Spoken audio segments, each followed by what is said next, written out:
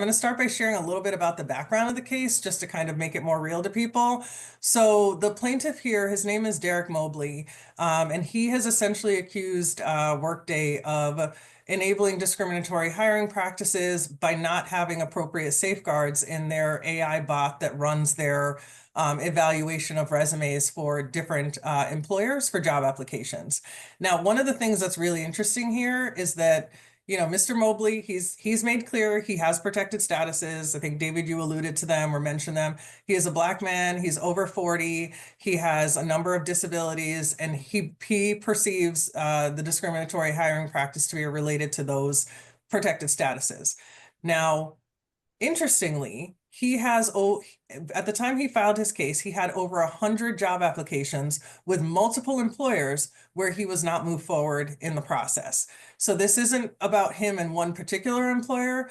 It is about him with multiple employers. And that it's kind of an interesting fact, right? Because if this was just one employer, nobody gets to be sort of the chosen one for a particular employer.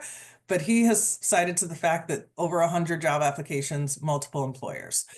He was rejected from every single one of those applications. And part of his core argument here is that Workday's algorithms have been trained using biased data, and that biased data has resulted in disparate impact to candidates like himself based on race, age, and disability.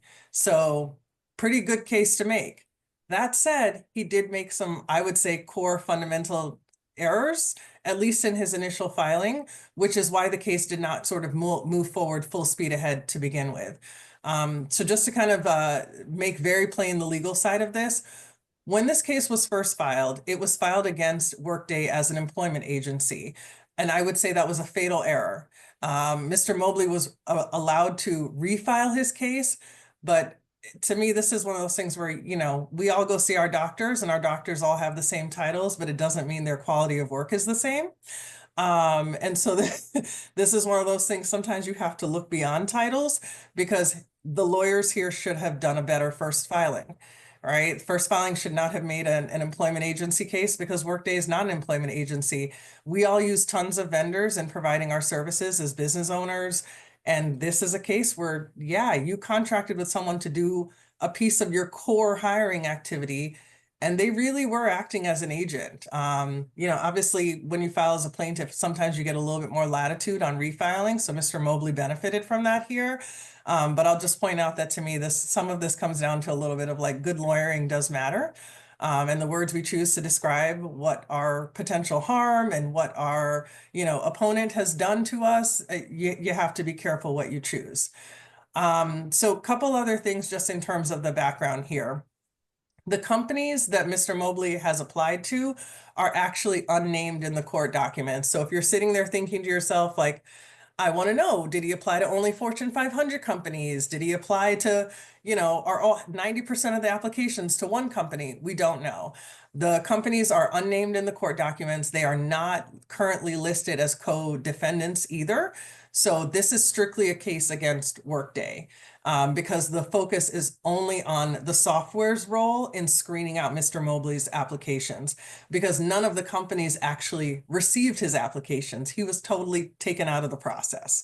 So just an interesting sort of, tidbit in terms of the filing. Everyone is watching this because third-party vendors love to put things in their contracts, essentially absolving themselves of liability in situations like this. But because Mr. Mobley has filed directly against the third-party vendor, they can't really go back to their clients and say, hey, you should pay my legal fees. They could try. So we'll see if there's litigation that comes out of that. But it's kind of an interesting quandary to be in. I provided a service to you. I did a terrible job doing it. And now I'm being sued for the bad service, but you're actually the one who technically the plaintiff and the company suffered the harm because they were never connected with each other. So it's kind of, it's an interesting circle to see where we'll land.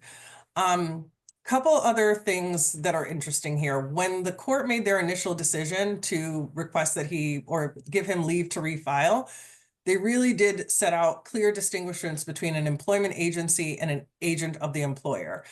They were very specific that Workday cannot be an employment agency because they weren't actually procuring any employees for the employer.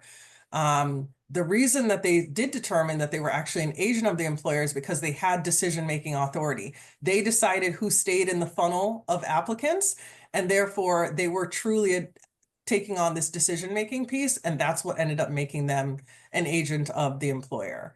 That's where we give rise here to the independent liability, even though they're just a third-party vendor. Okay. Other interesting things that the court pointed to in this designation about an agent, they did say that, there is a distinction between what they would describe as rote AI tools. So like, oh, I have a spreadsheet, or I have an email that can auto-populate with certain things to me. They said that's not what this is. This is literally a software tool going in and deciding, hey, I see an application coming in from Stacy. Hey, I see one coming in from Frank. Oh, there's another one from David. Oh, wait, there's Jeff. And then they're deciding, you know what? Of all of them, let's see, let's move Frank forward. Let's grab David. That's it. They're actually decision makers. So this was not a situation of like a rote tool that doesn't have that much impact. Interestingly enough, part of this is, yeah, employers have a lot on their plates, and they're happy to delegate a traditional HR function like hiring and deciding which candidates move forward and which candidates get rejected to a third party, right? A lot of folks would say, you know what, I don't want to give up that authority. Well, for employers who are, we have employers who easily get thousands of applications on any given day. They're not going to necessarily want to hire human resources for that. And you all know that deeply based on your own kind of automation and use of TA tools. So based on that, the court said, you know what, you are absolutely an agent. You are playing a critical role in who ends up working for this employer. And therefore, we can't treat you as someone who's just kind of providing a rote business service that doesn't have true decision-making power.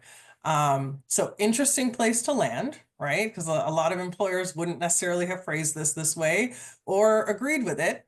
But because that's where the court landed, kind of took us to an even bigger place, because now we have the opportunity to expand liability for all of these AI vendors supporting TA functions. So a couple things that are going to come out of this, because this is going to proceed, right? It's still pending. Just to give you kind of the technical piece of it. So some of the allegations that were made in the complaint and the claims that were filed have been rejected by the court through a motion to dismiss. But the core issue here, under Title VII, so all of the other anti-discrimination pieces to this are being allowed to proceed. And essentially the court's taking the position that because Workday is an agent, the judge is deciding that employers can't use an agent to evade liability based on the outsourcing of a hiring task. So if you hire a third party who then discriminates on your behalf, your third party might be responsible. We don't know, again, whether Workday is going to go back to all these companies and say, hey, we did this on your behalf, pay us for doing it, and also pay our legal fees. Who knows what other disputes we'll see. But this is really significant because it's bringing a level of scrutiny to a tool that I would describe as an accelerant. Like if AI is used in its best, it's an accelerant, right? It's not a replacement for people, it's just an accelerant. And there should have been some safeguards here to avoid what we know, which is that you can't engage in unlawful behavior in your hiring practices. It's like a basic compliance function that should have been very clearly utilized here. So that's a little bit about Mobley and Workday.